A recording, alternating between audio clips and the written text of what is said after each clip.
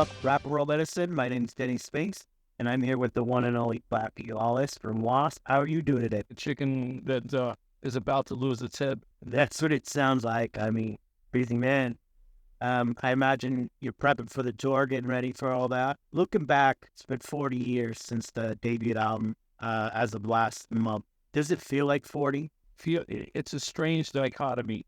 It feels like 40, and it feels like 40 minutes. And time does that to all of us. You know, it's like, as far as spatially, it's just the mind plays tricks on us. It sure does. I mean, I can remember I was 12 when that first album came out, and I think it shows, right? You're so young. There's a few things I wanted to ask you about the early days. I heard you talking about this on another interview about the cover, and I was wondering if you can kind of elaborate to my audience about the cover. Well, a little more specific. Well, I remember you telling me, and this was on, and you were talking about how it was, you had the photo shoot right next door to a movie set. Well, yeah, it was the Star Trek movie.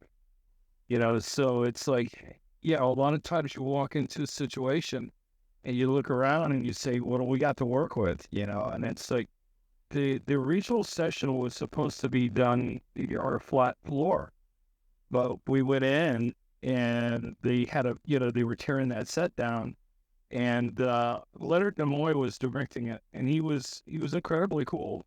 You know, it's like they were done with it, and it's like, yeah, sure, take it away, save us the trouble. You know, so nothing. Yeah, no kidding. And it's such an iconic, to me, album cover. I think it says a lot just about the look, the attitude, everything about it. And I heard you had some injuries on that at that one. Yeah. Is that what you want me to go? Yeah, sure. Why not? Let's. Well, it's a funny story. They were made out of fiberglass, and we were in that session for a better part of 3 hours, and it was taking forever. And the pose, because, you know, back in those days, we used Polaroids to determine what a set looked like, or what, you know, anything you were doing. You know, you take a Polaroid first and see what the lighting will look like and all that. So, you know, we went through all of that, and we determined what our poses were going to be. And naturally, we did some alternatives of it, but the one you see that's on the out cover now is the one that we decided on. So, you know, it looks like I'm crawling up this hill of rocks, and I am, but I was wearing a pair of tights, and it literally started rubbing a hole in my dick, you know, about halfway through that. And it got pretty painful, you know, over a period of time. And it wasn't until a couple of days later, you know, I eventually had to go to the doctor, and they put a bandage on it. And it was, you know, the joke was it looked like a little baby elephant's trunk. Yeah, that doesn't sound fun at all.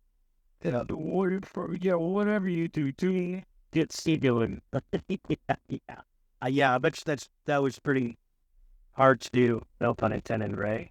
That's an offer. So, back in the day when the Filthy 15 came out, what did you think then, and what do you think about it now? Night and day. I look at it. Well, let me back up. When it happened, we didn't understand what the big deal was all about. Frank Zappa, who was really running point for all of us on that, he had been through it in the early 60s, and I didn't know that. And so when it was happening 15 years later for him, you know, or when it was happening to us, rather, it was like, you know, he was revisiting it again. So he had already walked that walk. He knew what it was about. He understood the seriousness of it, even though when you're dealing with politicians that are doing that, they're not looking at the seriousness of it. They're only looking about, or for what it can, their careers. Right. This particular case, you know, it was Al Gore and his group trying to create profile for a guy to literally put him in the White House, and not just in the vice presidency, in the actual presidency. So, and I was too young to understand all of that. we were looking at it strictly from a rock and roll rebellion perspective, and that's all we saw. Fast forward 40 years, and I see it now no different than what you see going on with Elon Musk. Yep. What's going on, with Twitter, or what used to be Twitter, rather. And, Zuckerberg, he just admitted last week he did the same thing. Yes, dangerous stuff. And I don't care what political party you're part of. I don't care what you subscribe to. The idea of censorship of any kind, and I underline the word any, that is a dangerous, dangerous road to start going down, because when you do, eventually, if somebody says, well, it doesn't affect me, well, you know what? There's going to come and knock at your door at midnight one night. Yeah, I totally agree about that. So, and I guess that brings me to my next question is, I remember seeing you on, I don't know if you remember those, hard and heavy VHS, and I remember you mentioning on one of those that you could see yourself as a senator or going into politics. How's that changed? I mean, as you get older? Yeah, because you realize that thing is a machine. It's the same in Canada, same here. That it's part of the machinery, and you would be a cog in the machine. Do I want to go there and be part of that? No, I do not. We're in a fortunate position where we still are able to vote, but we are dangerously close to losing that. People just don't understand that concept. Washington, D.C., when Trump called it the swamp, he wasn't joking, because it's being run a select group of people, and they will do whatever they need to do to hold power. And any other environment, no matter what scenario you put it in, when it looks like it, it smells like it, it is fascism. And I am not exaggerating here. I've been doing this long enough to know. I mean, I started out like everybody else in rock and roll, a diehard liberal. Yeah. It was Churchill that says, when you're 20, if you're not liberal, you have no heart. Yeah. But if you turn 40 and you're not a conservative, you have no brain. Now I'm not going to say that I'm going to be that extreme with it. Yeah, for sure. I agree with that wholeheartedly. It gets, especially now, I mean, it's pretty crazy with freedom of speech, with X and Elon Musk. He posts all kinds of stuff, and then, yeah. So, to be honest, when I listen to the newer stuff or anything, I still think some of your stuff actually hits you in the face harder than some of the newer stuff. Does that make sense? You always try to write multi-dimensionally. And what I mean by that is you write it with a tad of ambiguity, because who you are as a listener, I say you, it could be anyone, you, me, anybody. When we hear something today, we hear it one way. 5 years from now, when we've changed, we'll see it totally. Yeah, that's true as well. You leave those lyrics open a little bit. You don't spoon feed the audience 100%, because if you do that, two things are going to happen. Number one, it will leave that room for ambiguity, but also at the same time, it spoon feeds them to the point where they don't think for themselves. And I've spent my whole career preaching that. Think for yourself. Don't get in a situation, like I said, where you're being spoon fed. Use your brain, man. That's what it was given to you for. Don't just look at it from a perspective of everything you're being told. If you're only getting your news on X or Twitter or whatever you want to call it, if that's the only place you're getting that, you are woefully unprepared to meet the world. Yeah, I mean, you really do have to look around. I mean, honestly. Yeah, I mean, it's like a lot of people died that we could have these freedoms. Use them. Don't let their deaths be in. Yeah, I wholeheartedly agree. How did you get involved with the movie Dungeon Master? Because I remember we were watching, me and my uncle, and he's 4 years older than I am, and we're watching this movie, and then you guys are in it. How did that kind of happen? started here in LA, we started at the Troubadour. And we started on Tuesday night, which is the worst spot because they were closed on a Monday. And if you were playing the 8 o'clock Tuesday slot, that was the worst spot of the week. So we started out playing at Tuesday. We did 2 Tuesdays in a row. And then a few weeks later, we worked our way up to a Wednesday, and then a Thursday, then a Friday and a Saturday. So we were climbing the ladder, but we were doing it pretty quickly. And there were things that, looking back on it now, it's kind of strange. There were things that were happening to us that were really out of our control, that we weren't orchestrating ourselves. And I'd love to sit here and tell you that, that we planned it all out, and, we had this, master map that we were doing, and we were following it to the T, but that's just not true. In any situation like that where something takes on a life of its own, there has to be, or there will be, an element of things that you don't orchestrate that are not in your control. And this was certainly one of those, because what had happened, unbeknownst to us, the LA Times, which is the biggest newspaper here in LA, they had sent someone down to do an article on us, but it wasn't an interview. It was a review of one of the shows, but it was more than just a review. They went into detail about the band, about, what we were doing conceptually, with the visuals of the show and all of that. And they ran a number of pictures of us. And the people over at, the movie studio that did it had seen this. And they got a hold of us through our lawyer, and one thing led to another, and we ended up doing it. But we also established a rapport with them that we would do things later as well. So, you develop, a kinship with people, and it ends up working for both of you. And, it was something that proved beneficial. Yeah. What was the impact of doing these movies? Because obviously Ghoulies was a lot bigger than Dungeon Master, right? So. Oh, yeah. Because it would be one of those kind of things that, had we not done them, I couldn't tell you. We really don't have any comparison to judge it by, and so I really wouldn't know how to answer that. I would say this is, as far as the Ghoulies thing, the Scream Until You Like It song was top 10 in Europe.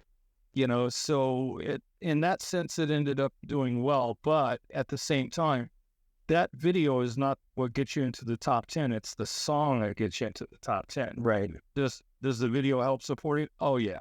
Because those guys, they'll be, a lot of times, they usually use 2 guys to operate one of the puppets.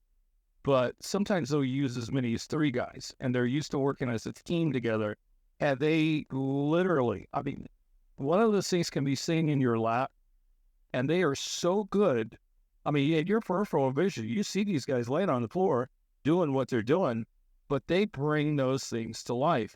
And it was so bizarre to me, because when we got finished shooting, they took them and they put them in a box. It's like, here they were, full of life. And then all of a sudden they're lifeless. And it was just, I know my brain tells me what I'm looking at, but they were so good at manipulating them, the things really looked real. So what you see on camera, or in the video rather, that's what was actually happening while. Wow. That's awesome. You toured in the early days with like Helix and Crocus on that tour, and you also toured with Metallica as well. Did you realize that Metallica was going to blow up? And, they didn't know. That's not. What's one of your fondest memories with Burton? Cliff was his own man. He did this thing, he had a pedal board, which was unusual for bass players. But a bass player that I had played with the years before that had a similar rig. And it was the guy that I was playing with, he was treating bass guitar more like a lead guitar. And Cliff was doing a lot of similar things. The two of them never knew each other. But I immediately gravitated to that thing with Cliff because of the guy that I had worked with, because I began to understand the possibilities of not thinking of bass guitar just as the traditional instrument. I attribute my uncle, like I said, he's 4 years older than I am, to introducing me to bands like Helix, Crocus, W.A.S.P, you know, and Motley Crues and Accepts and Dios and stuff. And that era, in '84, did you feel like, because to me, it just felt like a whole new world. Did you feel like everything was going to explode and then the '80s were going to take off the way they did? We were playing the Troubadour one night, and it was one of those weekends where we were doing both Friday and a Saturday. And we pulled up, and the way you had to get into the venue, you had to go in front of the venue first, and then you fold around to the back, and that was really the only way of getting in. And we pulled up in front, and where the Troubadour is located on Santa Monica Boulevard, when you come out of the front door, to get down to where the light is, it's probably about 60 yards, I would say, to get to the corner. Well, when we pulled up, there was people probably 7-8 people wide on this, all that length down to the street. I thought, wow, look at all the people that showed up. When we turned the corner to go around into the back of the building, that line was still continuing around the corner, but it was about 100 yards long. Now, there was no chance that these people were going to get in, but I remember thinking to myself, this must be what it's like before it really explodes, before it happens. Because when I was a kid, I remember seeing pictures of the Beatles doing their lunchtime sessions at the Cavern Club, and they would have lines wrapped around the building. And that left a big imprint on me as a kid, because I thought, what do you have to be able to do to get people to do that? Yeah. And when we pulled up that night and I saw that with my own eyes, I thought, oh, wow, this is really happening. And I remember telling people at the time, because it wasn't just us, there was a number of bands there. A movement was being created. And I remember telling people at the time, I says, 20 years from now, when you look at a rock and roll encyclopedia, you're going to see the 64 British invasion, the 69 San Francisco movement, but the 82, 83 LA movement is going to have its own chapter. Because if you look at the band's Quiet Riot, on the Apple One record, that had never happened before in our genre. And all the other bands that came out at that time, there was this thing, man. It was a 10-headed monster. And you knew that there was no way that this was not going to go global. And it did. I mean, we're still doing. Yeah, I honestly, we still are. People can deny what they want or whatever, say what they want. But, I mean, it had its impact. So, yeah, that's how we judge it today. Not by...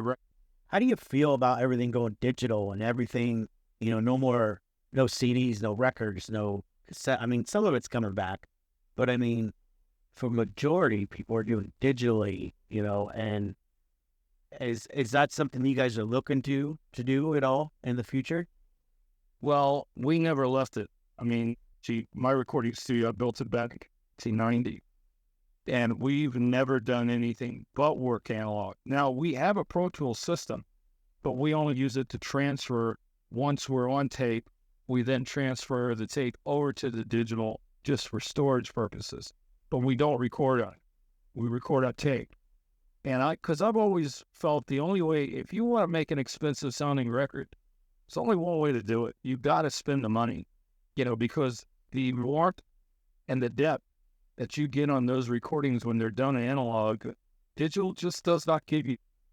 I feel the same way. I mean, I listen to all the old ones and they sound good. Like you said, warm and to them that you don't get with digital. Yeah. And there's a reason for it. And yep. Like I said, that's the biggest thing. Tell us a little about the tour that's coming up and what you got planned. It's called Album One Alive. We're going to play the album in its entirety, the first album. We're going to play it in its entirety from beginning to end. And we're going to do the show in two halves. The first half of the show will be just the first record, like I said, played from top to bottom. And then we'll take, a small break and then come back and we'll do part 2 of the show, which will be like a best of. And for people that saw the show last time or saw pictures of it, it looked like an old carnival sideshow. Yeah. That's what the stage will look like in the second half of the show. But in the first half of the show, it's going to look like a combination of that first album cover in combination with what the first tour looked like. So if people saw that or they saw pictures of what that first tour looked like, they'll understand what I mean. But it's not just that. There's some things that we're working on that when we're doing that first half of the show, there's a part of the album cover that is literally going to come alive. And when people see it, it's going to freak them out. Because when we came up with this idea, it blew our minds. And we didn't even know if it was possible. And, we had to turn over a lot of stones to be able to find people that could make this materialize for us, literally. So, like I said, this is the way I look at it. People are coming to see a loud, stinky, nasty rock and roll band, and that's exactly what. Oh, that's awesome. It sounds great. I'm looking forward to them. Hoping you come my way. It's amazing. So, final question is, how many people did you scare and freak out in the early days? Do you mean on a daily basis, or are we talking professionally, or what? I would say professionally, because you have the look, right? And that look, for whatever reason, entices people. Put it this way. I was coming out of a convenience store, and this is when we first got started. And there was this guy walking down the street, and he had his daughter with him, and the daughter was probably 5 or 6 years old. And I wasn't paying attention to them because, I had just come out, I was opening up a soda or whatever I was doing. And I heard the little girl go, she starts laughing. And I looked over and she's pointing at me and she goes, "Look, Daddy, it's..." So let that be your guide. That sounds about right. So, Blackie, I want to thank you so much for hanging out with me. And, just shooting the shit. And I can't wait to see what you got going on here. Hopefully you come through Kansas City. I think you come Colorado and around me. But we'll be in the general vicinity, but not Casey. Are you doing another leg after this as well? To ticket sales do. Gotcha. If they do well. Gotcha. When did the tour start? I believe it's okay. You got a little over a month, almost 2 months. So, all right then. Thank you so much, Blackie. Well, thanks for having me. I sure appreciate it. Absolutely. You have a good day.